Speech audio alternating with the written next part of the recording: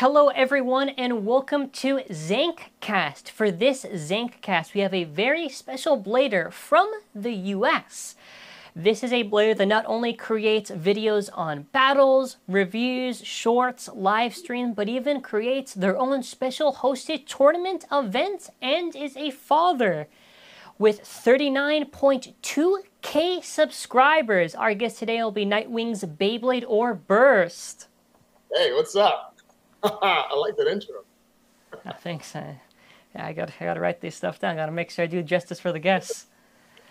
So I want to first of all thank you so much for being here. It's a big honor because we first met in 4Gaming's event back in the summer. Yeah, that was so cool. It's a good reunion. So to the new viewers that might be seeing you right now, just give a little introduction to yourself. All right, intro. Okay, so my name is Michael Nightwing. I'm a Beyblader. I am 33. I've been Beyblading since I was 9. Took a break when I got to high school. Picked it back up when I was 20 something, and started making videos just because I wanted to watch when I was at work. And then I just kept doing it. And then eventually people, enjoyed what I was doing, and I just kept doing it. And here I am now, just spinning tops for a partial living. Yeah. So I wanted to ask, because you started a YouTube channel in 2018, and you kind of touched on it a little bit briefly. So it's kind of on the two parts, which is kind of what got you into just doing YouTube videos, and also I guess it'd be what got you into this Beyblade generation. Well, so YouTube videos in general, I've been doing those since I was in high school. I used to make skateboard content videos. And then when I went up to college, I made video game content. So I used to play Street Fighter 4 and Halo competitively, Halo 3 competitively in college. I used to record my Street Fighter matches, put them up. I'd record them to my Xbox 360 and I put them up online. And then when I went to MLG game events, I recorded one of the ones with a buddy of mine, one of my flatmates. He was in that one. And then I started a skincare company in 2015, and then I just did more YouTube videos for promotion purposes and also to, give understanding of what I was doing, ingredients of the products and stuff. So when it came to recording Beyblade videos, I just took one of my cameras and said, "Here you go." I started doing it mainly because when I was at work, I would just be bored. And I would go through and I would watch all the YouTube videos on Beyblade, and I'm like, "All right, cool. I want to see these two battles," but no one did those battles. So I was like, all right, well, let me just record it. And then I put it up online. I rewatch it when I get to work to just cover time. I was just so bored. And then with this current generation, I got into Burst. I play with plastics. So I got into Burst. I was in Target with my wife and my girlfriend at the time. And I'm like, these are Beyblades? These are dumb. These look so stupid. Break apart. What is this? This is trash. And then the next day I was like, I'm gonna get one just to see how much of a joke it is. Well, here we go. Here we go. I just throw down that rabbit hole. Just okay, it's not that bad. And then there it is. There it is. So I think it was interesting to hear you talk about it. So you have a lot of experience in the media field. So I think it just came natural just to do content like that.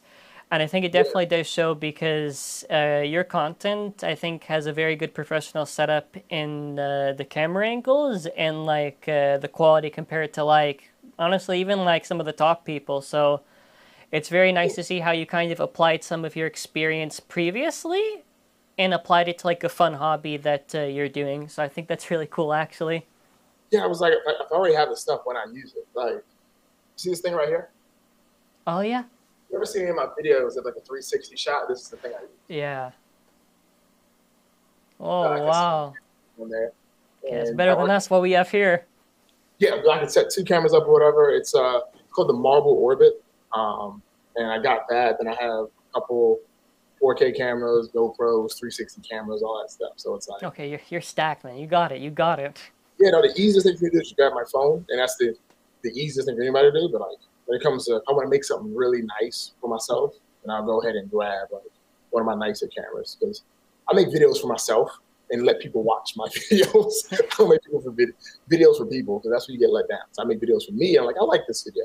And if you guys like it, you like it. But it's like, I'm having fun because I'm revisiting my childhood. Because every time I Beyblade, I remember Beyblading in the alley, trying to like break stuff with my, what was it? I was using Dronzer F at the time, trying to break stuff with Dronzer F and just him breaking. And I was like, okay, well, I need to get a different one. You know, the upgrading Dronzer videos. No, it's really interesting, and you're definitely well equipped. And also, it is true. It's like it's a fun hobby just to create the videos, and not only just like the presentation, but also it's just like, okay, I am doing it for myself. If other people do like it, then that's great. And I think that's part of what comes to enjoying videos like this when you're creating it, because like you can tell if you watch a creator if they actually like it or not. Like you can tell, and that motivation is very important. I like my thing is like your fun must fund your fun, right? So it's like if you have fun drawing, then you should try and find a way to make those drawings or your time drawing make you some money so that can become your full-time thing. But also getting to a point where it's like you're not obligated to do it because you have to. It's like if you know, if you're an artist and you love to paint, but you start painting for other people, now you're held to their deadlines and stuff like that, and that's when it starts to get stressful. Like if you just paint for you, and people love your paintings and buy them, and then when you release a painting that you feel like you decided to paint that took you 3 years and it sells for whatever amount of money and that can sustain you, that's awesome because now you're just free to do what you want to do. It's the same thing like I tell everybody wants to listen. You like doing something, record it. Put it online. Somebody's gonna like it. Like it, no matter what it is, somebody's gonna like it. Like somebody's gonna find what you do fascinating, and then more people want to start to find it fascinating. Like, just do it. Do what makes you happy. Let it go. Yeah, I was gonna say, I think it's a very good mindset to have in the idea of being your own boss, because I feel like if you do anything, right, it should never feel like it's so overbearing to you. Obviously, no, work is work to do it, but like never to a point, like if you start hating it, then you have to start evaluating, like, what are you doing? Are you doing it right? What led to that point? And like it's a very stressful field, regardless of size of channel. You could be a small channel, you could be a big channel, you could have people do edit your content, but you could still get really stressed on these things. So it's like important to have that mentality and just to believe in the work that you do, not to like let so much anxiety overtake you. Yeah, and that's one of the tough things. Like when you do something as a hobby and just for fun, you know, if it tanks, it tanks. If it blows, it blows. Like once you transition over to like this being how you sustain your life, you're going to have some type of pressure. Because now it's like, I got to take care of myself. And then they'll start adding like a family into it. And I have like a wife and 3 kids. So it's like, I got to make sure I do stuff properly. Because if not, then, you know, like, So it's very important. But to find that balance, you know, so it's like, you're not stressed over what you're doing because you're just that good. If you can get just that good, you're in there. But you're going to have that stress, and then you're going to have that stress because like billionaires have stress. You know what I mean? Like, oh my goodness, my new doohickey didn't sell like $3 billion. Now you owe all these people money and stuff. It's just stress happens. But it's like if you can find something you just enjoy and it works, it'll just continue to work because it's something you just do for fun. That just brings you money. That just brings you money. That's it. I think that's a very good point that you make, and especially in this field, even something as niche as Beyblade, like there are sides of it where it's like people just get weirdly envious if someone just is doing well, and it's like if someone is being successful, they're not harming anybody. Let them do their thing. Like Yeah, it's like this weird thing where we can't just like if for love. It is true when people say this because if every time I try to explain this to someone who doesn't know anything about Beyblade, they're like, bro, they're just spinning tops. Why is there so much extra to it? Like at the end of the day, I think as a community, I think we have gotten a lot better over the years, but there are some parts that kind of hold us back. But I think what's important is trying to focus more on like the positive side and try to uplift. yeah, Now, obviously, okay, if there is like, so let's say something's wrong or you're trying to correct something, okay, sure, fine. But like the general message, I feel should always be towards that positive sentiment. I don't like the idea of like, if it's not warranted, trying to like tear someone down, Because like, why are you going to kick someone down? Doesn't make any sense. And Um, it's weird. yeah, no, like the only thing I've been on the earth for a little bit, and like one thing I can say is people tear other people down because it just makes them feel good. Like, and that's just a standard thing. It makes them feel good. You know, so like if you're shooting high and you're making like you're just happy and you're making your life and you're living and you're just tra la la la la, I love my life. And I'm sitting here working like a dead end job, like barely scrubbing by. So I'm gonna be pissed. And that's just how people are. Just, I'm gonna be upset. Like this isn't I don't like that you're happy. People don't like that. They don't like when you're happy. Because it's just like if you think about any like shows, right? Like any shows you watch or anything, there's never just everybody just happy. There always has to be drama. It's a necessity to move a story along, and it's a necessity to move people's lives along. There needs to be some type of drama. If everything's hunky dory, they're gonna find something to be upset about to keep the drama. And it's like to see somebody. No, the biggest thing I had to tell somebody one time was when you start like a business or anything, and all your friends, you know, have been around you since you were a child, and they start to see you shine and succeed, they may not support you the way you want them to. And it's their fault, but also not their fault. And I say that because like they've known you since you were a kid. So they've seen you fail your entire life. You know what I mean? Like you've done stuff and failed. You've done stuff and failed. So for them, this is another thing you're going to do and you're going to fail, right? Inevitably, you're going to fail. But if you do shine, they're going to have some animosity because now they're like, we grew up together. We went to the same school, the same friends. We both did the same thing. How come yours took off and mine didn't? You know what I mean? There's always going to be some type of animosity. And even if it's just people you meet, just fresh off the street, they're going to hear what you're doing and say, oh, that's how you make money? That's stupid. Because they're living a life and doing a job that they just hate to do. So it's like there's always going to be somebody upset about something. Because look at Beyblade. To be honest, to do the videos I make, you just need a camera and some agents. I don't do anything extra. The most extra thing I do is cameras. That's it. My cameras range from like $100 to like 4,000. That's the difference. I have a wide range of cameras and value, but it's like I don't do anything else but just make pretty looking videos that I like with high-end cameras with Beyblades. No thoughts, no big like scripted anything. It's just I like to see Beyblade battles. That's what I did as a kid. That's what I'm doing. That's it. You know, so it's like anybody can do what I do, and I want people to do it. If you have Beyblade, do it. But the thing is, people will say, "Oh, well, no, this is dumb. I don't want to do it," because you're afraid to try and all sort of stuff. And it's like people just put their negativity and their hatred for themselves onto you. That's it. That's it. People just what's internal needs to be let out, and somebody has to be what is it? The lightning rod for it. Somebody has to be the lightning rod for that negativity. And one thing I love is when people hate you, because Entertainment, huh? No great person in history has never had a hater.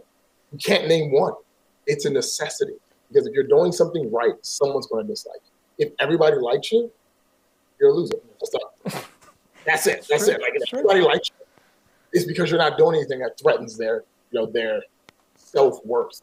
So if you have at least one hater, you win. You win it. You're winning. You're winning. You're winning.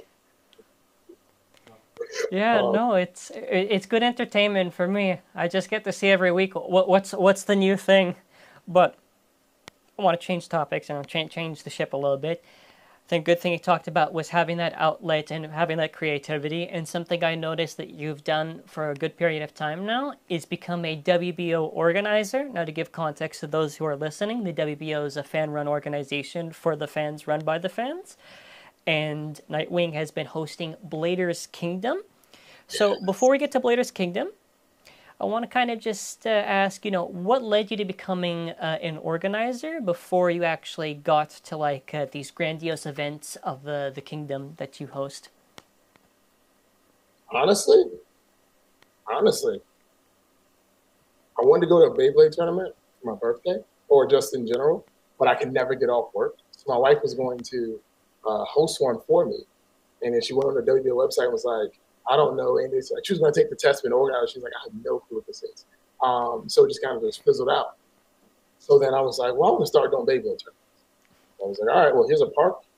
Here's the money so I can get this park. This is what I'm having a tournament. I posted on social media. Because at that time, I had a decent number of YouTube followers and like a couple thousand Instagram followers. So it's like, I'm having a tournament here. Here's the flyer.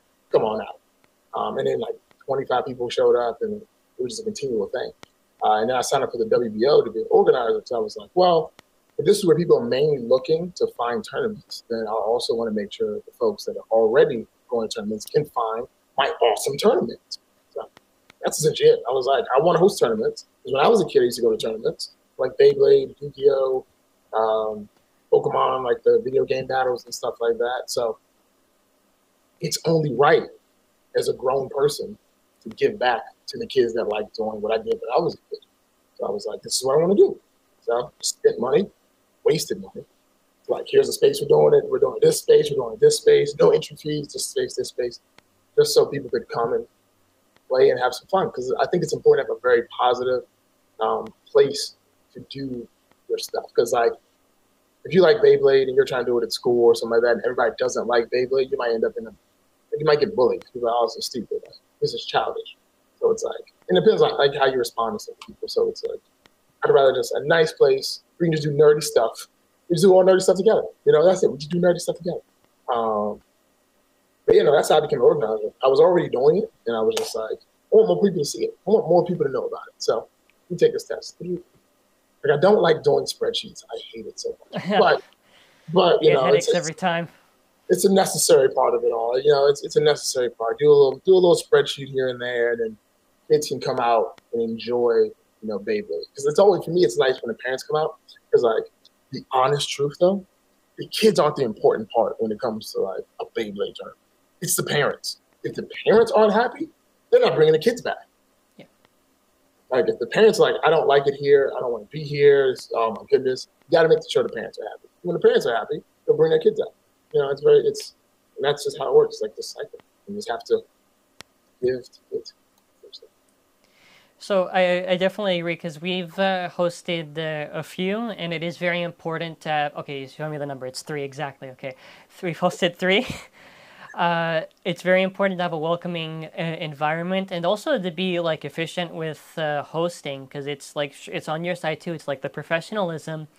And I think that goal is to make sure when everyone is there, are they enjoying themselves? Did they have fun? Did they get to participate? You know, and really make sure it's like a good experience, because Hasbro's doesn't really do those type of tournament events. Like maybe Toys R Us does, like here in Canada, like once in a blue moon, like maybe like every 6 months, right? But I think what's good about the WBO, it gives an opportunity not only for younger kids, but I think anyone in general, because it's obviously a hobby that I think anybody can enjoy at any age. And I think that's really part of the beauty of the game. And it's very nice to always see newcomers, because then after you think, well, I'm not alone in this, because so-and-so could be a lot older and they're having a lot of fun. And that's why I think Beyblade is probably one of the best things that I ever got into, because you'd think that, oh, it's spinning tops, bro, what are you talking about? But to be united with like a lot of different people from around the world, just to like, you know, compete, see all this stuff, I think that's really, really nice. Yeah. So I wanted to ask you now about the Bladers Kingdom, because I'm a little bit curious on the origin of it, and also just kind of how you did the events, because I think it's interesting, because I believe it's you, 4Gaming, and like Kansai that do like the special unique events. Yeah. Oh, okay. So, Bladers Kingdom. Have you ever watched Yu-Gi-Oh? Oh, sorry. Yes. So you know, right? Yu-Gi-Oh, Dual Disc. Yeah. Right? So, I grew up playing Yu-Gi-Oh. So after like Beyblade, I was still playing Beyblade, but like around that time frame, Yu-Gi-Oh came out. So, you know, they overlapped. And I started playing Yu-Gi-Oh. And the first season of Yu-Gi-Oh in the U.S. was Duelist Kingdom. So the guy Maximilian Pegasus had this island. You had to come to the island. You got these star chips and wagered the star chips. Whoever had 10 star chips at the end of the 2-day tournament made it to fight in the finals and get whatever you want. That was essentially the thing. And I was like, I like this. I like this a lot. My biggest thing was like I had gone to a couple WBO tournaments, and they're cool. They're cool, but they are not time efficient at all, right? So it's like for parents, you know, like they were just leaving left and right because you think you bring your kid here at 12 for a tournament. This tournament, let's say the tournament starts at 12, right? Starts at 12. 2 hours into it, it's only like round 3 out of like 7. You're like, oh yeah, no, we're not staying here anymore. You're like, we gotta go. Like we have other stuff to do on this Sunday or Saturday. And that to me is very important because like I'm going to be there for 4 or 5 hours. That's cool, but it's like make it 4 or 5 hours of continuous action. You know what I mean? Like I never felt this way, but I would feel for like the kids and the parents. For like round 1, the kid was the first one up, and then round 2, they're the last one called. Oh my God, you just spent so much time just waiting, doing side battles and stuff, and then also for the organizers being asked like, "Am I going up yet? Am I going up yet?" Like, as an organizer, you don't really get a chance to just enjoy it because you're like, if you want to play, if you're a playing organizer, you don't get a chance to enjoy it because everybody's coming to you asking questions like, "Hey, this," you're just like, bro, just chill out. let me have my fun as well. Because people don't think about it. They're like, I'm here to do this, and they don't care what you're doing. Like they don't care about you as an organizer, just themselves. That's just how people are. So it's like, for me, it was important to find a way to maximize the amount of play in a finite amount of time that allows me to play as well, and no one asks me any questions. It was that, just had to be this like perfect combination of how do I play and everybody leaves me alone so I can play, right? So with Bladers Kingdom, the finite amount of time. You get there, you get your coins, 8, 10, whatever amount of coins you want to do. Boom, you got these coins. For an hour, hour and a half, 2 hours, depending on how many people are there. So let's say 2 hours. For 2 hours, it's battle time. You go around, you challenge people to battles. I challenge you, I challenge you, I challenge you. You wager coins, you're going. You can go through those 2 hours and have 14, 16, 20 battles, right? In 2 hours. And I can look at the parents and say, hey, parents, we're starting this right now at 12:30. You guys are getting out of here in 2 hours. Okay? 2 hours. That's all I'm asking for you is just 2 hours. And it's great because now the parents know 2 hours. They're not like antsy trying to figure out when it's over. 2 hours. The clock's on the wall. We got 2 hours, right? That's it. And I let some of the parents know, and I'll go around like during the tournament, like, look, we got 31 minutes. You good? You still good? You want some to drink? We're good. 30 minutes. Look, the kid's really good though. You might have to give me another hour. But you know, if they're okay, if this is their first time and not that good, you'll be out of here in like 30 minutes. But if they're really good, you gotta give them another hour. You gotta give them another hour to get first place. Just gotta give them a chance. And they're just laughing and joking. They're cool with it because they understand like this is good. Like with WBO tournaments, if your kid is good, after those 4 hours of just a regular open play, you got to do the deck format. You're like, oh my gosh, now that's even worse. 15 rounds of time. Oh my gosh, it's ridiculous. So it was very important for me to make sure that you can maximize your amount of time to play. So if you bring your kid out or you come out, you get 2 hours of play, right? 2 hours. Like I have at the least I've ever done was 10 battles in 2 hours at the least, right? I've done 20. Probably more, just going through it, just battle. Because it's first to 5 points, you know, using whatever Beyblade you have and stuff. You know, there's certain rules and stuff, but it's just 5 Beyblades, different parts, and just going through it. And it's like, you can just rip through points. As long as you have coins, you're in the game. So I've been down to 2 coins, work back up to 8 coins, and then back down, it's how it goes. But it's very important because now for 2 hours, you can bring your kid, you know how long it's going to be. This is what it is. Once you're done, you're out of there. There's a raffle. I always have stuff, so there's a raffle. And if your kid didn't make top, they can still have a chance to win something to go home with. You're happy. They're happy. And people ask me maybe like 7 questions in 2 hours. That was it. It's great. No one's asking, when do I go up? When is my next battle? Talk to him. You better challenge that kid over there. And then once it's all done, then it goes to the finals. And the finals are a little bit more scripted, where it's still 3 different stadiums still, but now it's like a judge will say, okay, go. Still first to 5 points. Nothing changes in that nature. No, trying to figure out first, second. No, just what you're doing. Let's go. Boom. And then I made it where KO's worth 2 points. We getting y'all out of here. I'm getting you guys out of here. Your mom's upset. She needs to be happy. Let's go. Let's go. KO's 2 points. You get 2 KOs, you're up 4-0. That's it. And we get through the finals. Ooh, I think the longest the final lasts now is maybe an hour. And that's slim. That depends. Like if it's all 8 people, maybe an hour. But if it's like 30 minutes, you guys are out, So we're done. And I thought that's very important to focus on because like if you're not focused on the parents, they don't bring their kids back. And I've heard numerous times from numerous parents when they come to my parties or not parties, my tournaments, they're like, I like this better. They just went faster. It was just nicer. It was just better. I'm not going to go into details, but they say it was just like, I like this. And I'm like, good. I want you and your kid to have a positive experience because you're the one that's buying this stuff for the kid. And then if the kid is not into it anymore, you're wasting money. So I got to make sure everybody's good. And yeah. It was actually funny. Today I was at the park with my kids, and I'm walking to the car, and this other kid's like, he's eating like an ice pop, right? And mind you, it's like 60 degrees. I guess it's warm, but it was like 30 just yesterday. He's like eating an ice pop, and he's like, hey, you're the guy that hosted that Beyblade tournament. And I was like, you're the kid I beat.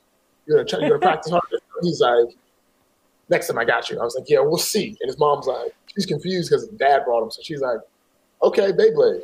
Okay, cool.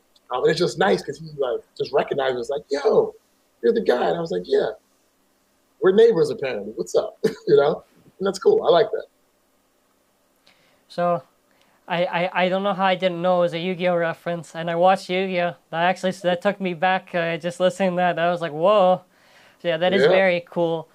I like your take on it because I think it's very interesting how you format the events, because I kind of just knew by kind of briefly reading, but to really hear you talk about it, it sounds really interesting because I think for the time that you have, because obviously it's like a rented space and you have a specific time, I think it's very unique how the entertainment factor is there and trying to not only maximize the entertainment, but also making sure, the pleasure, everyone's happy and everything. And I think it's really cool just hearing that because it's my first time hearing it, so I'm still trying to process it. I think it's a very cool thing because it's kind of like a birthday party, but with Beyblade on every event. So that was the important part because when we first started, we were doing the park. So you want to beat before the sun goes down, and then if you had to pay for the space, it was like $250 to have the space underneath the gazebo and stuff like that. Because one of the things that they in our area they do a lot of them at a park, and it was just first come first serve. So you had to get there early. I don't like having to get places early if I don't have to. I don't want to do it. I don't like it because I'm not showing up at 9 o'clock for something that happens at 12 o'clock. No, I'm not doing it. So I'll just pay the money. So if I show up, someone else is here, they have this spot. And when they say, no, I have this spot. Hey, hello? Yeah. And then they leave. You know what I mean? Just they're gone. So it's $250 to reserve the spot because a lot of times the ones here, it's a birthday party happens and stuff like that. And little kid on his birthday and then family shows up. It'd be 1 o'clock and then Beyblades happen. So now the birthday's kind of ruined and stuff. And there's this whole enjoyment some folks here get where we ruin another birthday party. And I'm like, why are you happy about that? Okay, cool, whatever. But yeah, so I have the space in 4 hours. So I was like, all right, 2 hours open rounds. It was 2 hours for the finals. The finals you go over in an hour to clean up. Boom. Then we went up from the park. Once it started getting cold, went to a library. That was still $250, I think, for 4 hours. And then when the library closed down for 2 months, they closed that space down. I went to a restaurant I went to a lot, and they let me do the same thing there for $250 for 4 hours. So then once we got the gaming loft, I own the space, so it's as much time as I want, but I want to still respect the parents' time. So I let them know once the 2 hours is up, you guys don't have to go home. You don't have to get out of here, but you're free to leave if you want to, parents. And sometimes the parents will stay and hang out for another hour and let their kids keep playing, or they'll just sleep. I think it's very important to respect people's time because if not, then people don't want to come back, and it's you got to respect people's time. It's important. You start on time and you end on time, it's important. Yeah, because we've hosted quite a bit, and I think important thing tournaments not even just like first of all, obviously it takes a lot for an organizer just to get the event set up at all. Like all the planning, all the okay, I gotta who's got the stadiums, all that stuff. So it's like Yeah, that's like the first major responsibility we have. The next one's yeah, like the judges. Like the judges to me is the heart of the tournament too, because if you don't have judges, if you don't have people helping you out, yeah. oh, It's gonna be tough. Yeah, it's it's a gonna be tough. lot.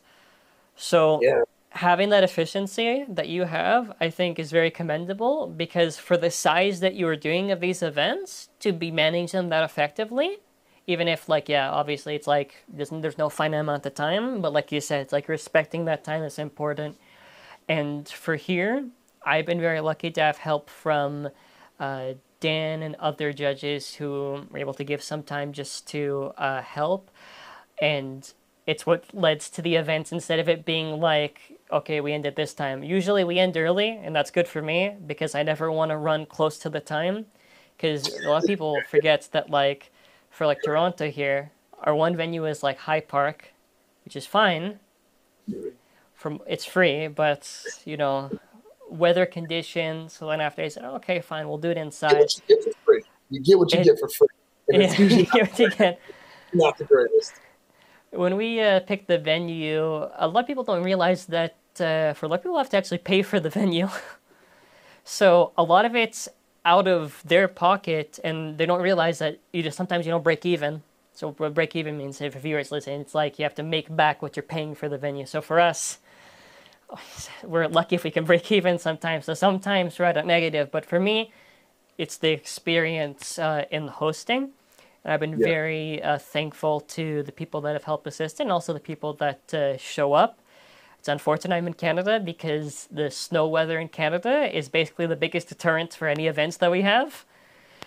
yeah. It's a roller coaster. So I'm very happy to say in the US and Maryland, a lot of events Yeah. because you guys don't have to deal with the weather here. No, not even close. Like and it's like so dense and populated too. It's so many organizers over here. I think it's maybe like 13 or 14 organizers.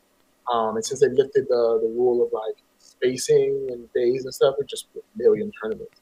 But like touching back what you said about like you go negative, you know, and that's one of the things that a lot of people don't realize that the WBO is fan run, you know. So that's happened with James from Four Gaming, where like he said in his interview, where he was interviewing somebody else, that like a parent was upset with him because the $100 gift card that he purchased with his own money that James purchased for gaming, and the kid won.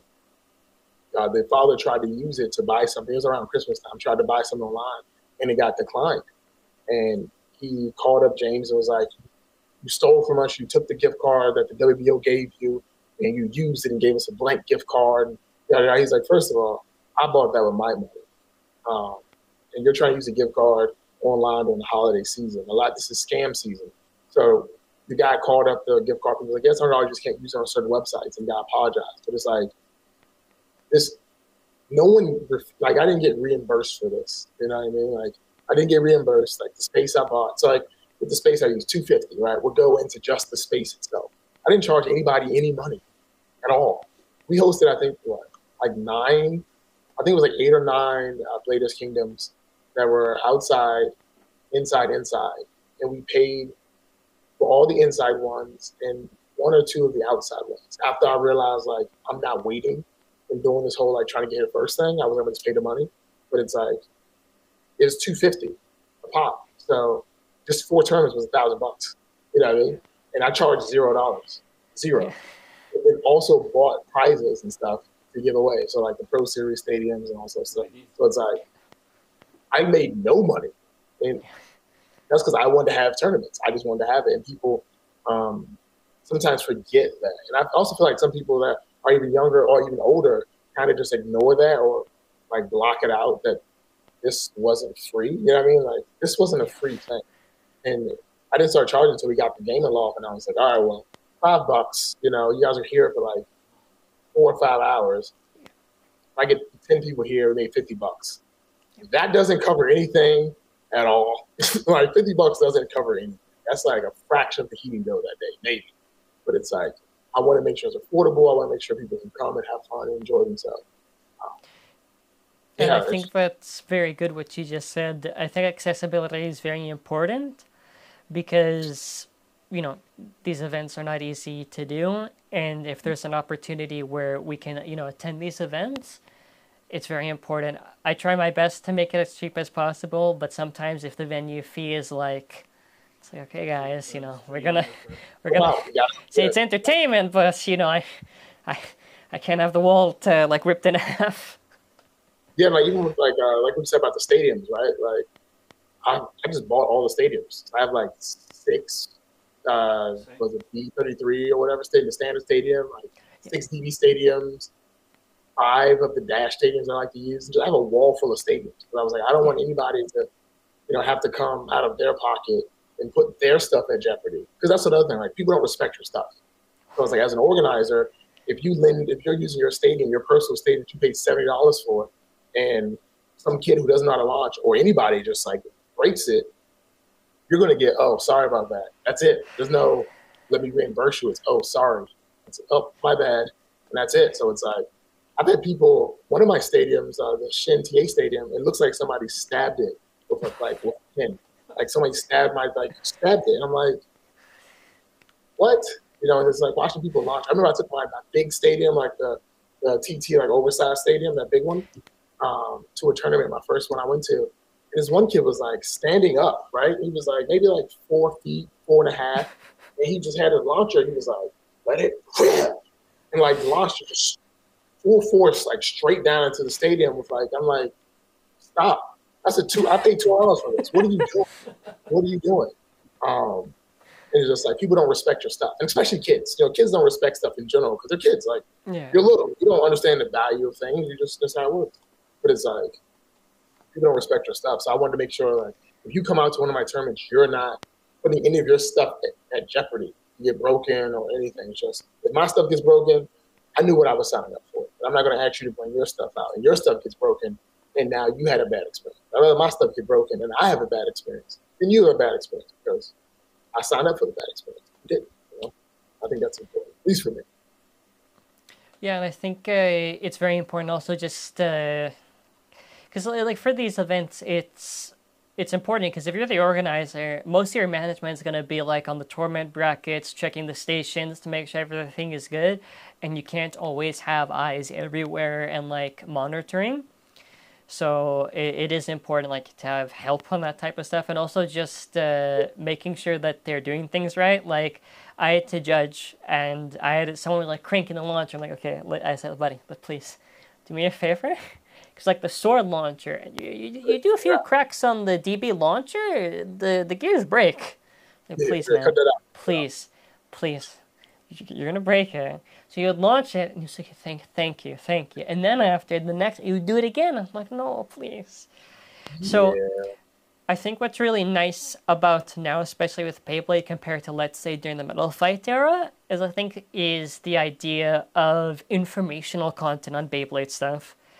Because I feel like if I'm younger, or even older, to get into this hobby, it's not easy. No matter the generation, if it's plastics, Metal Fight, Burst, dude, it's like at least like, it's like if you really want an explanation, maybe like an hour or something. So I think what's really nice, and this is respect to a lot of creators like Swift and Shindog, a lot of the people who put in the time to create a lot of these informational content, testing stuff, discussion stuff, because like that type of content was not there when I started off. And to see it now is what really like inspired me to do that type of content. Because if someone's watching my videos, it's okay. Yes, entertainment's important, but I also want them to learn something from it afterwards. Because if I can be honest, Go for it. I learned how to launch rubber flats by watching your videos. Oh wow. So I would always launch it the same. I would always launch the Beyblade, flat, strong. I was like, why does it keep going like straight out? Like I don't like using rubber flats. It's not working out here. Because with the plastic gens, I guess I did when I was younger, but that was like 10, 15 years ago. So I'm like, why is this not doing it right? I remember watching your videos and I was like, he's doing something different. This guy's doing something different. I think you had a video explaining like how to do it, and I was like, yeah. Well, there it is.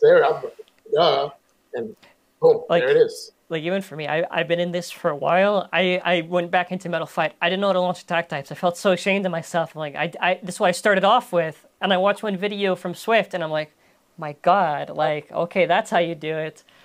And This, outlets like this are so important because I feel like majority of the audience, sometimes, yeah, you could say, okay, for COPPA reasons, it's not kids. But if the parents are watching with the kids, they yes. both can take something from it. Because, like, I don't want to, and there's nothing against, like, casual stuff. You do casual stuff, it's fine. But, like, what I mean is, like, for my direction I want to take, I try to do like a mix of both. I don't want to do it like where like nobody wants to listen to the guy talk about like why this can spin for like 10 minutes or something. Like no one wants to hear that. They want to just like here's a snippet. Here's how it does it. So it's good, and it's again it's a lot of respect, and also it's to the casual side too, because casual sides people think it's as simple as okay, you do an anime battle and that's it. True, but not exactly. It's the direction that a lot of content takes, because a lot of people can say, okay, I like let's say Beyblade Geeks or Left Bracer, you know. I view basically Beyblade content, unless it's like really top tier editing or something, I think more or less everyone's on the same playing field. What I think, the personality of the person, that's what matters to me. So, That's what sells. That's what sells. Like that's it. Because if you're not like personable and relatable, people aren't going to like really vibe with you. It all comes down to do they like you? You know, yeah. they think in their head that you guys are friends. That's my buddy. They're like, that's my buddy, and they want to watch you. Like my skincare business. People see me all the time. Like I'm a Target, Walmart, wherever, and it's like, you're like, I'm like, yeah. They're like, oh man, I buy your stuff, and I'm like, what's up? How are you? Then they're like, this is my wife, this is the kid, and they're like, I know. And then we talk for a little bit. They're like, man, I love this. I love it. And it's like, I'm not special, but they just watch my stuff because they like my personality, and some people don't. And I think that's the cool thing too. It's like if you're yourself, somebody's gonna like you. Someone's not gonna like you. It makes it easy because people that don't like you just won't watch, or they'll watch and talk trash about you, and somebody else Yes. will be like, oh, I like this person, and it just continually works out that way. Where it's like whatever your personality, and that's my biggest thing. You are just yourself, generically you. You are never putting on like a show or a Yeah. face or a mask or anything. You're just you. No characters, you know? You have nothing to worry about because people that like you, and the people that don't. You don't have to change anything because you're just you. Of course, if you're doing a character for a specific reason or something like that, like an actor, then obviously you want to adjust the character to be what it is, but never if you're just going for yourself, adjust who you are for other people. Unless you're like really terrible. Unless you're like, Yeah. Okay. I mean, that's really terrible. But like, if you're just you know, just a little dorky, a little nerdy, just a little rude, and that's just who you are. Oh, okay, cool. And people will just gravitate to you. Like, just be you. You know, because like personality is what sets people apart. Because I think I was saying earlier, like where everybody grew up in the same area, you did the same thing, you followed the same path, but one scoffed, one didn't. Well, this person was just nicer. People just liked their face better. They just smiled more. You were just a little more aggressive, and that's the difference there. Just that's how it. That's just how it goes. You know, it's just like like a brother and sister or two brothers. One's really nice, and one's very just always ready to fight. People like the one that's nice a lot more, and then that one just the more popular brother. It's nicer to be around. If you can do that and present that in your videos, and just create a space where people watch a video for 5, 20, whatever long minutes, Yeah. they're just like, I like this. Just hanging out with a buddy. It's great. And I You're think gonna win. it's important what you said. It's like the authenticity of okay, I'm getting into like because I'm doing too much of this research because I have to do for personal like like school projects. But it is like the authenticity of like the brand and the character, right? That's like the message that you put out. And I want to touch on this too because it does feel like you actually are special. And to me, when I do this, like I appreciate the support obviously, but like at the end of the day, I'm just picking up the bass. I'm launching it for like 10, 15 minutes. Okay, Premiere, I edit it for like an hour or something. Okay, I go to sleep the next day. Gotta do whatever work. And I think it's very important to realize, because a lot of people don't realize like the position that they have and how important that is. Like there is a responsibility to creators and what you say and what you do. Yeah. And like people have to realize it doesn't matter what this, and obviously the bigger you get, it's more of a responsibility on the message you put out. And I think two parts to this, which is the comment. Now, comments, it depends what it is, right? If a comment tells me, for an example, I didn't do something in a video, I get paranoid because then I think, wait, did I? I'll watch the video and I'll be like, okay, well, you didn't watch the video. And it's always like a fun way to interact with the comments, because I think comments are very good at it, and that's why I hate COPPA so much, because like, okay, whatever the reasoning was, but it kills a lot of like the community engagement, which I think is so important. Like to me, Yeah. I could have 10 comments on a video.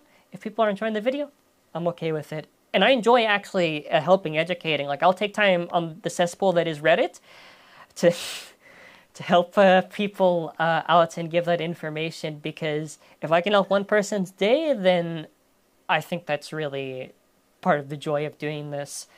And part of what this thing is too is that I think doing this, casting, talking to people like you and other people in the community, is really getting to see a good side of the creator, where it's actually seeing, what they're like. Because obviously, we have to do these videos. People basically see like a window of us. Maybe it's 5 minutes, maybe it's 10 minutes. They don't really see who that person is. And I feel a lot of times people misjudge character out of either misunderstandings or not getting the chance to talk to someone. Like I'm not going to say who obviously, but like I've had instances where I had to like talk to someone like Discord, and like, oh my God, dude, this is like so different. I had all these things I thought about you and it's like so different. And I think the most important thing, especially in here, is, okay, obviously unless I did something bad, but like always have an open mind and be charitable, right? Be reasonable. I don't like to assume the worst in people, because that is a horrible way to live. Like if someone says like let's say someone makes an offhanded comment, okay, maybe they just got the wrong idea, whatever, let's try to talk in person. I feel like a lot of that is lost, especially in internet culture, where people just, I don't know, for some reason, there will always be someone to instigate something with you. There will always be. You could be someone who does the nicest things. You could give like $10 to every person in your class every single day or something, right? There's going to be one kid that still hates you. And I think part of doing YouTube for so long, and even social media, is that you got to accept, and you've touched on this, and this is very true, is you got to accept that not everyone's going to like you. Now, of course, if you want to confront them on this and be like, hey, but I read the messages, then they get all different. Then they say, That's my thing. That's me. So, I said, I love when people dislike stuff I do, because you got bothered for me having fun. I don't care.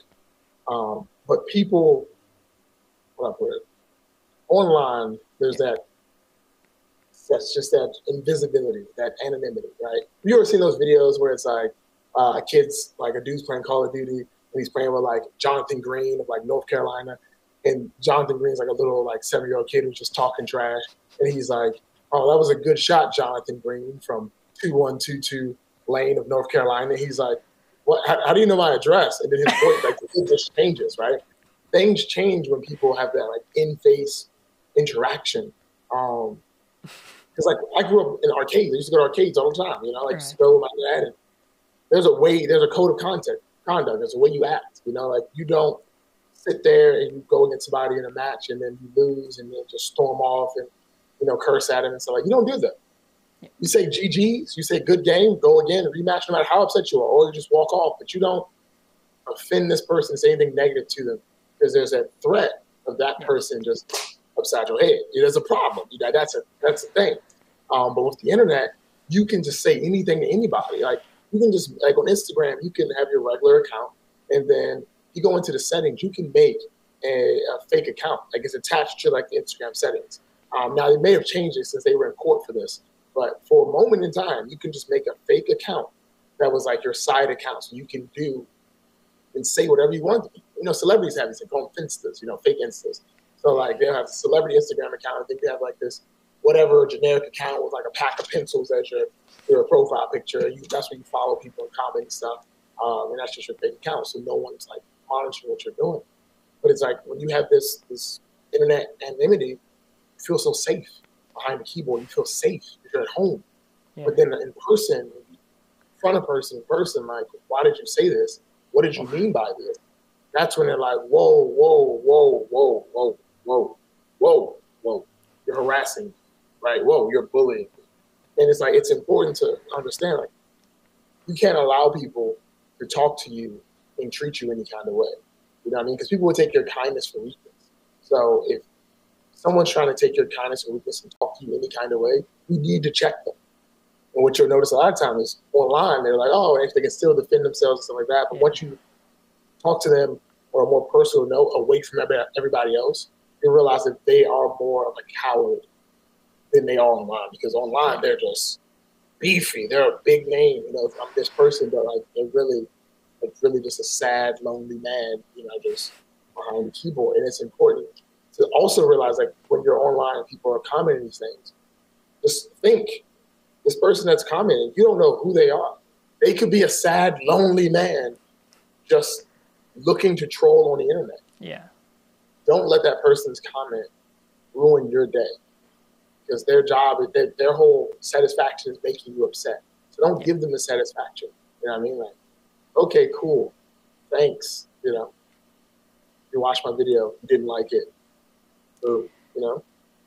I think especially what you said, it's true. And I think if for negative okay, there's a difference between like, hey, in this video, I think for the future, if you did this, this would be better. Okay, that's constructive. If people say, you suck at launching, like, yo, okay, you gotta relax, right? Like, people confuse the difference between like constructive, like saying this sucks is not constructive, right? If a teacher is marking your essay and says, wow, you suck at this, that's not feedback, right? Because you want to improve. And something else which is also important, especially in the field that we're in, because both of us can relate to this, is that it's not even just comments. It can just be like, if there are creators that are bigger than you, and when I say bigger, I don't just mean like, oh, like it just by like, there could be like, they could have more comments, whatever, or more people don't know the context, right? So they can weaponize that against you, and it's like a losing battle. Because, and you touched this, it's like, preach so much, preach. Inside my head, I was clapping. I'm like, he's spitting, right? Because the issue is that some people can get away with it, which is the unfortunate reality of it. And I don't like it because, you know, personally, right? I don't like holding grudges. Like, if so-and-so did whatever, and I'm like, I don't respect that, but whatever, past in the past, right? I try to drop it. You are better than me. There are some, no, we're not going to put names, but there are some that have done this thing where it's like, you know, like virtue signaling, like, oh, I'm better than this person because this, that, and this, or like misconstrue facts or whatever. But then after, the moment they get an opportunity to maybe, let's say, I want to do a video with you. Oh, so now, after all this talk, all these years, now you want to do something, but only because it's for content. There is no apology, there's no like, and that's when you have to like really understand that, especially in this space, you gotta know who you can trust. And with YouTube, it's very difficult, and even in the social media field, because, and I'm sure you've maybe experienced this or at least seen stuff like this, because people can be two-faced. Like, someone can say they're your friend, you find out they hated you the entire time. Part of this is like finding people you can trust. And I think I can confidently say there are people that I can trust. There's people I can trust, there are people I can talk to, and then there's people that's like, we'll talk, but we're not gonna talk, right? Yeah, no, 100%. Like, it's important to put people in different classifications like that, because not everybody deserves to be on the same field. Like, I do hold grudges. I don't forgive. Like, to make you feel better, I may say, oh, okay, cool, I accept your apology. But we're not good. We're not good. You know what I mean? Like, that makes you feel better, but we're not good. And that's just my thing, because like, I never really believed in like forgive and forget. Because if you forgive somebody and you forget, that just leaves you open to get the same thing again. You know what I mean? So it's like, if you're going to do it, at most forgive, but don't forget. You know what I mean? Forgive, but don't forget. To forgive somebody for their wrongdoings, for their treachery, for their they're backstabbing them. So whatever they may do, but it's important to not forget that they did that. You know, like don't hold it against them. If you forgave them, don't hold it against them. You know what I mean? Don't bring it up. But don't forget that they did that. Yeah. So if you see yourself in a situation, let's just say like, I left you here in my studio and I left and then came back and like, why is your name written on my wall? Okay, I'll forgive you for it. But I'm not going to forget that. So next time I leave, I'm not leaving you with pencils. It's not happening again. I said, I'm not doing this. You know what I mean? That's important to, it's just important to remember that. And it's like, I guess, a base level thing. I have a dog. So you can see I got trash because she's like, she's a dog. She just messes stuff up. So I don't forget. I forgive her for it. She's a dog. But I don't forget that she does it. So I have to minimize as much stuff she can get into. Because she's going to do it again if she has the opportunity. And that's something to keep in mind is that people will always do something again to you if they have the opportunity to do it again. So if you don't check them for what they're doing, they're going to do it again. You know what I mean? That's not a Beyblade lesson. That's a life lesson. Yeah, there's accountability. If someone does you wrong once, they're going to do you wrong again. And again and again and again until you stop them. And once you stop them, they're not going to do it again. And it's important to stand up for yourself and everything. And that's why I think it's important for, in this Back to Beyblade, to have like in-person Beyblade tournaments. Of course, that's the only way to have them. But it's important to have tournaments because the things you would say and do online, you won't say and do in person. You know what I mean? So it's like people online will say whatever they want. But if you run into that same content creator in person, they have a whole different mood. Oh, hey, whole different person. And now that you check that person about what they said, they're going to be on their P's and Q's going forward because now there's been a face attached to the person saying this thing.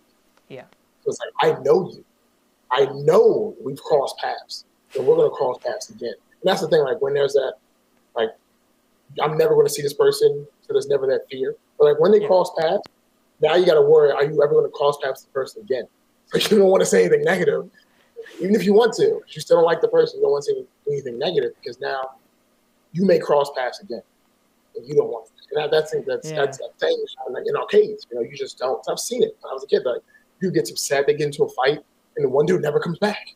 He never comes back because he lost a fight. And he doesn't want to go back because he knows that he might lose another fight. And it's important for that type of reality because as much as the internet has done great things, it's also done terrible things. Yeah. When it comes to socialization, that's one of them. People just don't know how to socialize because do it online. You know, people, they would rather text their friends that are still on the couch than like talk to them. Why? What do you do? What do you do? You know? And I think, like you said, that's the beauty with Beyblade tournaments. You know, I've seen a lot of people have kind of changed their tune when they, they see me walking down. Like, oh, okay, all right, whatever. Okay, keep it on the Discord, I guess. I can't say anything about this now. It happens. Like in person, smiling, laughing, giggling, and then you get a message like hours later when it's over. Hey, why did you say this and this and this? Or like, if you didn't like what I said, then why didn't you say something when we were in person? Why did you wait 5 hours to message me? Like, I'm disregarding this. This is dumb. Like, this is stupid. Like, I'm not taking you seriously. I think that's important. No, I want to actually get a little bit of your perspective on this because I think you have a little bit more of a unique perspective because you're a parent. No, I'm not going to judge, obviously. So, okay, this is like before I say anything. Before I say anything, all right? I'm not going to judge. HASBRO. I got to hear me out, okay? Because, you're a parent, so you have a unique perspective on the bays because I think it's so interesting talking about HASBRO versus TAKARA TOMY. Not because it's good content for me, but I think it's good to hear perspectives because I think a lot of times, a lot of people just don't even know what TAKARA TOMY is. So then they see HASBRO, like, wait, what are you talking about? Rubber. It's plastic, right? So I'm a little bit curious kind of on your perspective with the HASBRO stuff. And again, I'm not judging. If you say you like HASBRO, I'm not gonna listen. I'm not gonna get the HASBRO ninjas or something, No, trust me. So I like HASBRO. I also don't like HASBRO. It's just it's how it is. Like, so I've had a business since 2015. I did businesses before then. Right, this is my most successful one, the skincare. But I understand. So let's just go down a path of Beyblades from first, right? So when you start out with the single layers, right? cheap to make. So let's just say it costs what $10 to buy over here, right? Yeah. Let's say it only costs $2 to make. Decent profit, right? $8 profit. And you start getting to the dual layers. Okay, now you got to add a little bit more plastic into it. Now it costs maybe $250 to make, $230, right? Let's just jump over to God series. The God series, right? They still did it. They had all the gimmicks in it, right? Now you got all these moving parts, these gimmicks that require more, for more intricate mechanics and mechanisms and machinery to make happen, opposed to just making this dual layer, stamp, drill, done. Right now you get into these gimmicks of this. What's the one? Turbo. Yeah, Turbo. So you had Valkyrie with the bound gimmick. What else came out in Turbo? Okay. So Turbo in context, that was Chizetsu with the metal. So Turbo. Evolution. Yeah, Evolution is what you meant. Yeah. So Valkyrie with the bound. Yeah, Evolution. Yeah. Calazar, which the thing came up. The claws. Yeah. With Strike. Yeah. Death Scythe with the moving scythe and stuff like that. Yeah. Those type of gimmicks were happening. You had the left and right spin rotation for the sprites and stuff like that. The rubber horn requiem, stuff like that, right? Yeah. Cool. Hasbro and TT were pretty much on par, right? So I watched a lot of your videos comparing the two. They were pretty much on par. Sometimes Hasbro win, sometimes TT will win. Yep. Then you get over to adding the metal. Now that's when you start getting intricate when it comes to price and also safety, right? So that's the thing. Like price-wise, adding metal adds money, right? Because now you have that adds money. Then to make sure it's safe enough so it doesn't go apart. So we saw the Command Dragon from Hasbro Pro Series. Right? Oh my God. The little metal wing L thing. Yeah. That was. Hold on. Sorry. Just to give context to this. So the Pro Series Command Dragon, and it's because Hasbro just opted for cheaper materials, which is what you're leading on with. But because of that, I think even Shindog encountered this. The metal just breaks easier, which I'm like, how do you... Guys, you got the mold. So Turbo would actually give you more context. Toys R Us, major stuff, right? Shut down in the US. So for them, they went, oh God, Frank, we got a Switch Strike, it's a little pricey, $9.99, okay? And that was a big shift. And for Hasbro, which, not to cut you off, is just to give the context here, what Hasbro thought, and you're talking about this, is the idea of cost-effective, because a lot of this stuff, building, it costs more to do. And in Japan, the price increase is pretty relative. It's just like a couple each yen, like each layer series, so it's not that bad. But for like the Western market here, it works a little bit differently. But it's all made in the same factory, like Vietnam. But what's interesting is kind of the direction that they take, because usually they would have what's it called, Switch Strike, right? So Switch Strike, more expensive, but you get all the gimmicks, whatever, and they would have the basic stuff, right? So then Turbo came along, and what was weird? Switch Strike, right? What happened? They started doing less and less, because then you hit Rise, there's nothing. And obviously, because you're a parent, I'm kind of curious on this, would you say it's more it's kind of like a win-lose, because the bays for the parents are easy to afford, but also it's at this sacrifice, right? No, well, how do I put it? So, from a parent's perspective, right? Yeah. So my 2-year-old and my 3-year-old like to play with Beyblade, right? I will give them my Hasbro Beyblades anytime they want to play. Here, take this. Because I have a couple, here's this, boom. I don't care about it, right? It cost me $7, $8, right? I can go pick them up another one for Five Below for $5 if I need to. Yeah. If they want to launch it on concrete, I tell them not to, but it's your Beyblade. If they want to launch it and this is the stadium and it hits the tile floors, it's your Beyblade. Your piece is dented. That sucks. You're 3. You don't care. It still spins. But when it comes to buying a TT blade for $25, I'm not giving my kids a $25 toy because they're going to mess it up. They're going to get messed up. So affordability, because I think I was going to do a video on the price increase and talking about how how much it costs for the original single layers up to now. Yeah, I think the original Valkyrie was $15 over in Japan, and then the latest one that was by itself was like $20 or something like that. Oh, So it this was is like from a TT, right? Yeah. Okay. it was like a small increase. I was looking at all like the Beyblade wiki just comparing the prices because it has like the original release price. So it only went up just a little bit, nothing too crazy, maybe like $5 over the seasons and stuff like that. But of course, they have a much cheaper import-export fee since it's coming from Vietnam over versus all the way from Vietnam all the way over here. So it's obviously things start to spike up along with the way COVID was with shipping containers and stuff like that. Yeah. Like I have a shipping container I paid $1,000 for, and now I can sell it for like $2,000. You know what I mean? Like it's crazy. Right. They're so hard to find. Stuff got lost in the ocean, all this other stuff. But it's like cost effectiveness. I can buy them an $8 Beyblade, or for $15, get them two. Get them a dual pack. They're happy. They're children. They're good. Yeah. But it's not until your child goes to a tournament and gets demolished. Demolished. Like they bring out their favorite HASBRO combo and get demolished against like the worst TT combo. You end up in that pool of your kid now wants better. Your kid wants better for themselves. So now you're going to start spending money on TT stuff, which is the reason why I believe HASBRO came out with the Pro Series, because you have to have stuff that people can compete with, and it does what it does.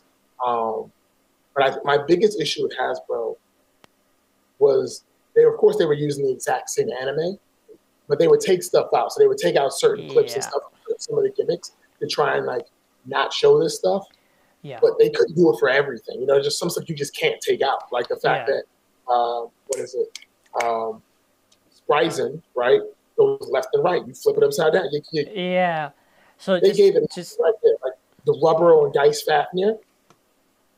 Yeah, you can't change those scenes. You can't take it out, but it's like they did their best. So that's why I think Quad Strike is cool. I haven't watched a single episode. It's all their stuff. So whatever this kid sees on TV, right, or this adult sees on TV, and you buy it for your kid, it's the same thing. That was my biggest issue. Like, if you're showing me this ignition driver on Command Dragon, it does this, or you're showing me the bullet driver on, you know what I'm talking about, Diabolos, and I'm looking at it in English, and I go buy it, and it's this dumb-looking driver. This is not what I was, it's false advertising of what you showed or what I got. That was my biggest issue. But when it comes down to just general fun and playability, HASBRO and TT on the exact same level. If that's what you're into, like if you're a kid and you go to elementary school, or you're an adult and you just play with your kid, and you guys have these $7 Beyblades from the store, you all have a good time because it's just you two playing. You're having fun. It's your community. But once you start adding in like the upscales, I had to tell this one kid, I was in Target and I was looking at Beyblades, going Bay hunting, and this kid was looking at the Beyblades and said, "Oh, these are all HASBRO. These are all trash. I'm gonna buy some TAKARA TOMY ones so I can like battle people in my school and be the best." And I was like, "Do not do that. Don't do that." And he was like, "Why not?" And he was like, probably like 12, and I was like, "Don't do that." He's like, "Why not?" I said, "Because if you go out and get a TT Beyblade, and because he wanted to get like some Valkyrie. I was like, if you go out and get this Valkyrie, it's going to be stronger than every Beyblade at your school. Yeah. He's like, "Well, that's the point." I was like, "No, because they're all going to hate you and not want to play with you.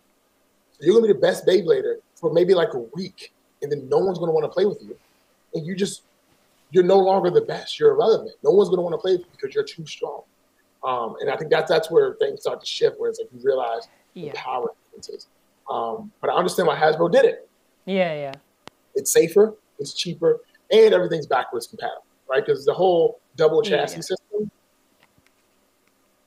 what am I supposed to do with the other chassis? Yeah, I get what you mean.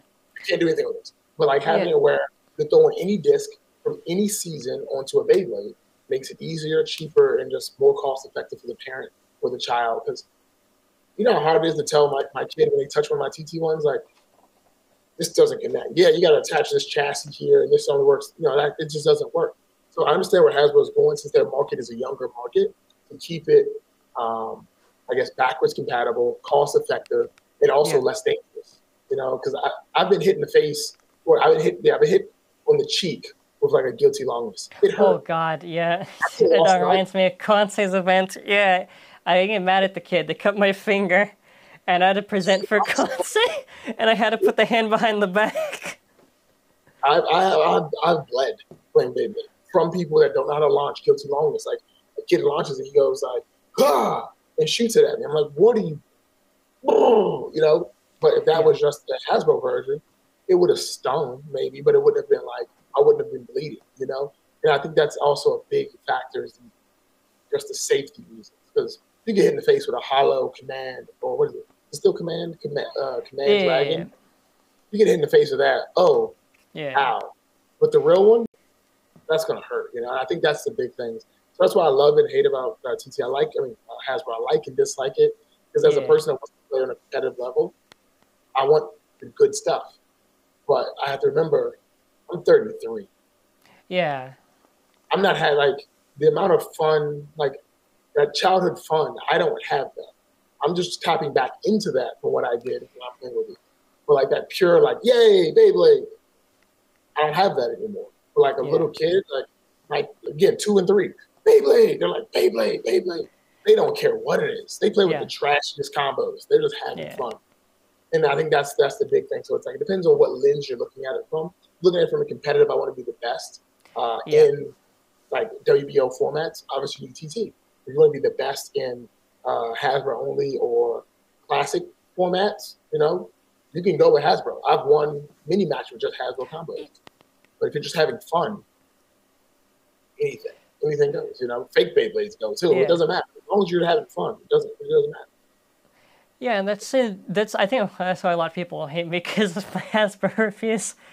I try to be fair, actually. I try to be fair. A lot of people say I'm not fair. I actually go through the effort to test them.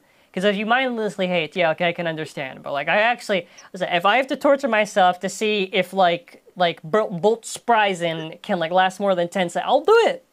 Because if no one's gonna, like, literally no one does it. So I'm like, okay, well, not no one does. Obviously some do, but like for the position I'm in, like I feel it's important. And I think it was very insightful to kind of get your take on it. And I can definitely, you know, I can agree with your take on it, especially kind of Cloud Strike. I think it makes a lot more sense because like in the dub they either like basically change lines or remove scenes because they didn't have the gimmick. I think Quad Strike, hopefully it's good. And at least now they don't have to look at like Zyphoid Excalibur and then look at Zyphoid Excaligus and go, oh. Yeah, because like was it in the trailer when they show Zyphoid, like the one with Quad Strike, it actually has the rounded bottom. So this is just, you know, this is just how it is, and that I love it. They paid the good money for that commission for that season. So you're getting what you see on TV. You know, every gimmick is the same thing. Because like the thing with and that's what I think Hasbro shines in, like TT kind of falls in, is staying true to the actual anime, right? Because like if you look at what you mean the games? Yeah. Like okay, it was the bowl thing, riding the bowls, the half pipe, and all this stuff. Yeah. Okay, they didn't release I'm gonna give a fun story on that actually. So Hasbro, behind it all. If you've watched Turbo and Chozetsu, you'll notice that Turbo has new scenes to it where they use the Rail Rush Stadium. So what Hasbro did since Turbo is that they basically say, okay, listen, you know, we got to sell a stadium. We're going to do this much for you guys. We're going to have how we do our base. You know, like we have import on the Western market. And the anime want you to show this, that, and this. So it's a unique way they took advantage of it. Regardless, execution, that's another discussion. But I think it's very interesting because it at least, because like for Burst for what it is, it's kind of like if you've seen one Burst battle, sometimes you almost seen them all. So to see the different stadiums, I think like you've said, it is unique. Some stadiums are better than others, but I think sometimes they do a good job on the idea. Like Slingshot was a good idea, going around. You play it, no. Hypersphere is good. Hypersphere is actually very good. As its own format, I enjoy it. I hated it when it first came out. I was like, this is because I didn't like Hypersphere when it first came out because I was watching the anime right on YouTube and I went to Target and I was like, what is this? This is not what I saw. Where's my thing? This doesn't do my thing. And I thought that was very important. But also like when it comes to Hasbro and TT with stadiums, that actually goes back to Plastic Gym. I don't know much about Metal Fight, but even with Plastic Gym, the Hasbro TT stadiums were like the Tornado Attack and some pretty standard stadiums. But the ones that Hasbro released were not. They had the Seal Fortress Stadium with like and they had the Cyber Dragoon, had the nubs in it and stuff like that. So a lot of stadiums that Hasbro made were very reminiscent of the way it was for the Flash generation, where the stadiums were crazy. You know what I mean? They had like the White House in the stadium, right? It was just different. So it's like, I think Hasbro did a great job sticking with the authenticity of trying to keep it as a play style. As he has. I don't know if he can give it to me. My phone's almost dying. I'm going to see if he can get it to me in time. Yeah, I need the charger for the phone. My phone's dying. Yeah, sorry. Because I have headphones, right? Yeah, I saw my phone's at like 3%. Yeah, okay, well, okay, this is an exclusive. Oh, no, it's the green screen. Ah, you get the idea. Oh, no. We modded it. Yeah, dude, I saw that. That thing is sick. What is it called? Light Ignite? Light Ignite. We're putting in like sometimes, and I obviously know too, like you have to be like charitable to them, because I don't think some things are deliberate. I think, and I've talked to a lot of people who kind of know more about Hasbro, and I think a lot of it is more corporate restricting them. Like, guys, this is your budget. And they talked about this in making a Slingshot. It's like, okay, guys, we wanted to really do a lot of crazy stuff, but we had some restrictions. And it's like part of it you also have to feel bad, because for me, even like the Hasbro exclusives, like perform well and not perform well, they have really good designs.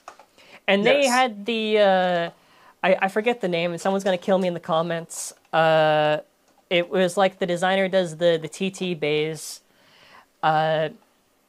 Who also did the Hasbro ones, and even though it's recycled for the designs, it was really cool, because I like every Hasbro exclusive. Like, okay, some are better than others, but like, it's such a unique thing that they did, where it's like, okay, you know, our bays are this. We got to find something where people are more interested in this. Let's do exclusives. Like, to me, that's something that they lacked in the previous two when they were screwing up. Well, actually, not really plastic. Apparently not plastic, but more Metal Fight, right? Having that sort of originality, I think, adds something else to them. Because if it was just the bays, they got the stadiums. How much do they have, right? So that's why I think it's important to try to be, and you also have to be like understanding, because obviously I never want to go into a review and be like, oh, if you buy Hasbro, you're poor and you suck, right? No, never. If I go into it, it's like, hey, you want to know what? Here's the product. Here's what it's good at. Here's what it doesn't do good at. Is it worth getting? If you're a collector, is it worth getting? Here's why it's worth getting if you're a collector. If it's for competitive, it's for competitive. I think it's important to have both sides of it, because not everybody's competitive. Some people I've talked to just want to launch the base, that's it. They don't want to think about why Guilty Longan is like Fortress Quick Dash is the best attack combo or something, right? People just want to launch base. Yeah, they don't care. I'm never going to a tournament. And that was something I thought was very important. Because I remember I read a comment on somebody's thing, and I was like, I don't really care about competitive combos, because I'm never going to a tournament. I live in Montana. Like, there are no tournaments here, you know, and that was very important, because like, you have to remember that not everybody cares competition. Not everybody can go to a tournament. So it's like, if they just want to spin toys and have fun, that's important. You know, that's what's important to them. And I think that's one of the things with Hasbro is like, they're not hosting tournaments. No. So that's not like a main thing. TT hosts tournaments. So they got to make sure their stuff is good. Hasbro doesn't host tournaments. So it's like they're making toys and product for people that don't go to tournaments, because guess what? There are no tournaments. According to Hasbro, there's no tournaments unless they do it. You know what I mean? Like, if they don't go to a tournament, it really wasn't just people getting together and just having some fun. Even just to add on to this, even like TAKARA TOMY, I think they did something digital or something like that, where it's like a CBT basic, like custom Beyblade tournament, where it's like people had to like send in the combos, I'm pretty sure. And I think so I have to be careful how I phrase this. I think if you don't care about it, it's fine, but not to neglect it in the sense, because a core aspect of Beyblade is competing. Even if it's just a combo, it's like important. So like, I always try to make sure it's like fair for this. So kind of just moving on, because I didn't say how long we're going for. I want to go to the next question. I don't even know what the last question I asked was. With the next generation, hopefully, 321, hopefully. Otherwise, this year for content is going to be a little bit different. But I'm kind of curious on what do you want to see from this new generation? Now, when I say what do you want to see, like obviously exciting battles, but like, is there anything? Because you've experienced basically like the three generations. Because I saw you've done metal fights, bursts, originally plastics. Is there anything like that you would want taken from any of these gens? These could be design elements, anything that you'd be like, if I saw in the new Beyblade gen, I'd be so gassed to see it. Okay. So I did a little short video like months ago, or like probably months ago, talking about this, right? My theory is it's going to be fusion. It's going to be Beyblade fusion, right? Okay. Hear me out. Sure. In the plastic gen, with the drivers or with the with the performance tips and everything, you can change them so much, right? You can take out the shaft, you can put it into a different base, and then you can change so many parts in it, right? You can make it left spin, right spin, whatever. That's the first thing. I think every driver from the new season or the new series is going to have interchangeability, where you can change out parts off Jump Street. Very similar to the way it was in Metal Fight, where you can take, I don't know, like the spin track stuff. Yeah, 145. You can just change the tip, right? You can change the tip for everyone. That's fantastic. I think it's going to go a little bit further and deeper for the new one, but it's going to be like essentially fusion.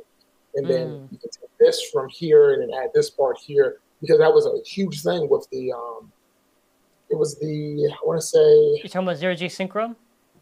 No, I'm talking for Plastigen, like the V-Force section where they had like, you can take off Bronzer's like circular stabilization ring and then change it out for this other one. It was all these pieces. Okay, I know what you're talking about, like the AR blades or whatever, right? Yeah. Yes. And then I also think so for like a layer, it's going to be very much fusion related. Not like Synchron, where you can take the two and put them together, but it's going to be more so like, because that seems to be a thing. Like towards the end of season, they started letting you sync stuff together.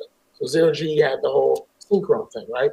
Yeah. Then Burst had the whole like Artemis Apollo, yeah. Right, Apollo. So I'm thinking that's going to be a very similar thing they're going to do for this one, where every layer splits into pieces, right? Or somehow comes apart, and you can attach these parts to make it bigger or stronger. Or just like in plastic, you add a sub attack ring to it, or maybe even a sub or, I don't know, a top attack, whatever it may be. And then the disc will be very similar as well, where just like they had it with a disc, but they could attach a frame to it, something very similar to that nature. I don't think it'll burst. Because they already did burst. Even though burst was also one of the most solid ones they've had here, I don't think it'll burst. But my theory, my hope is that it's something fusion related, where you can buy 4 parts and make 16 different combinations out of these 4 parts or whatever it may be, and really just expand on originality. Because now at that point, no two people will have the same combo. Because you can run into Guilty Longness, Fortress, Extreme Dash every day. But like Guilty Longness left, Valkyrie right, with the core and all this. Now it starts getting fancy. It's going to suck for organizers to put those results in spreadsheets, but I think that's where it's going to go. A fusion-based thing, because they've done plastic, they've done metal, it's exploded. Unless they can fly, they don't have any other place to go. No, okay. Hopefully. I like that idea. I think a lot of people maybe just hope for the idea of the compact, the designs like the HM that has like the metal fight stuff. That's probably what I want because I'm too biased to metal fight.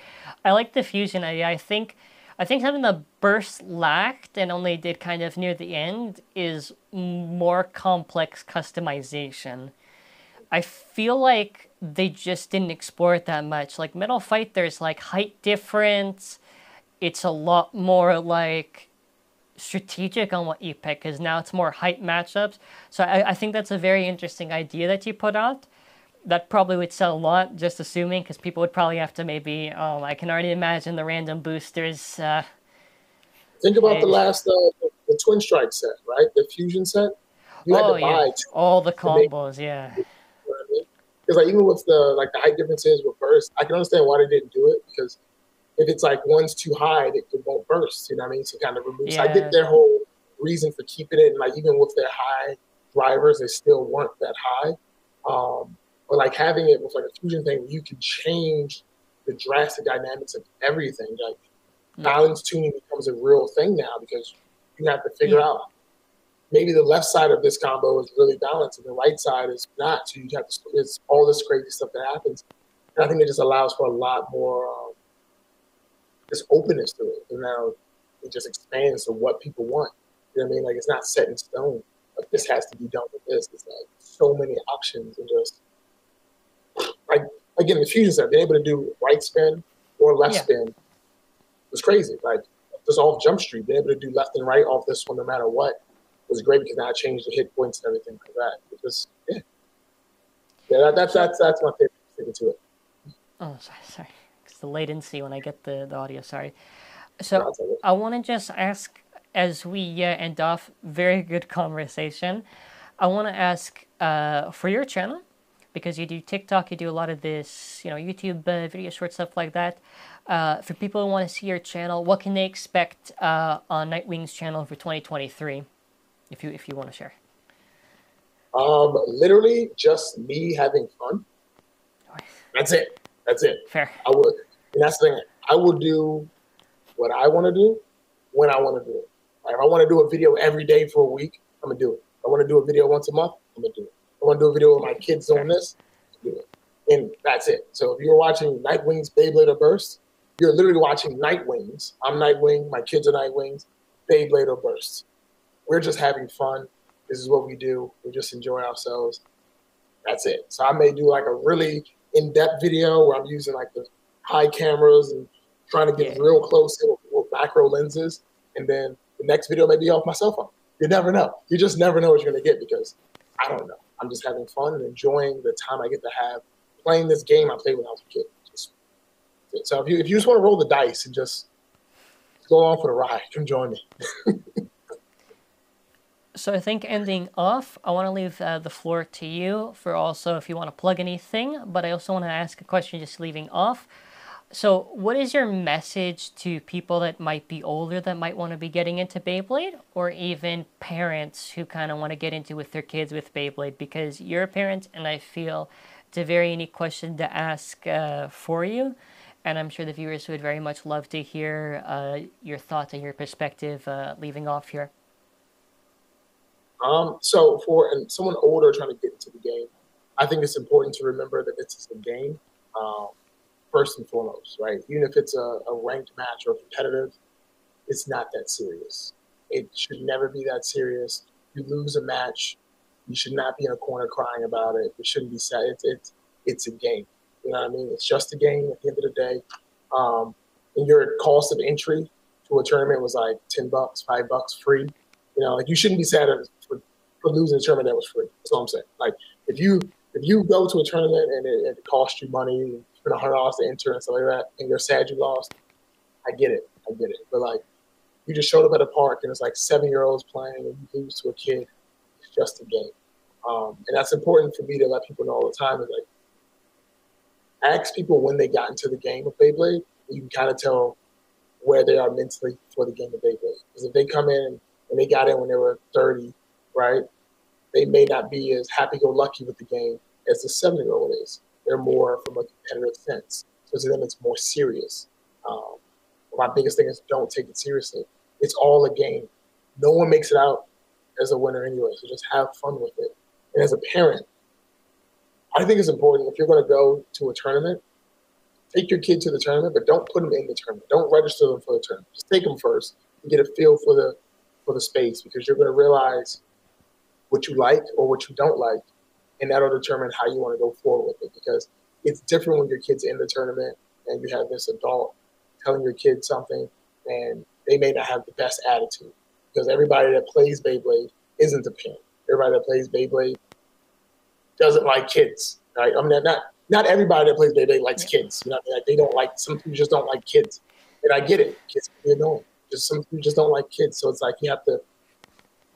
When you're entering a new space, just show up and just let your kid play on the side and stuff and get a feel and pay attention to how everything is. Because what you don't want is to put your kid in a situation where you have to respond aggressively because somebody's talking to your child inappropriately. But that person doesn't know they're doing it inappropriately. Well, they didn't do this rule right. Kid's 6. He didn't read the rules. What are you talking about? Like, why are you taking it so seriously? Well, he should have done this. Like, okay. All right. So I think that's the message there. As an adult, spectating or getting into the game or taking a kid, remember this is just. It's like watching little kids at like basketball. Come on, come on, come on, please, come on. It's not going to be a good game. It's good. It's not going to be a good game.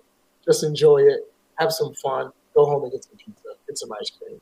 Just be chill. That's my biggest thing. Just enjoy it for what it is and not try to make it to what you want it to be. This is, again, just a game. Just a game. So, to end off, if anyone wants to check out Nightwing, links in the description below. He has a YouTube channel. He has social medias, Twitter, Instagram, TikTok, anything I might have said, or even more. You can check out link in the description below. Please make sure to support them. Also, if you are a WBO member and you're in the area, you gotta support Bladers Kingdom, okay? You gotta make sure you support it. Want to get beat? Come out. So, we're going to be signing off here. I want to say thank you all for watching. Have an amazing day and bye.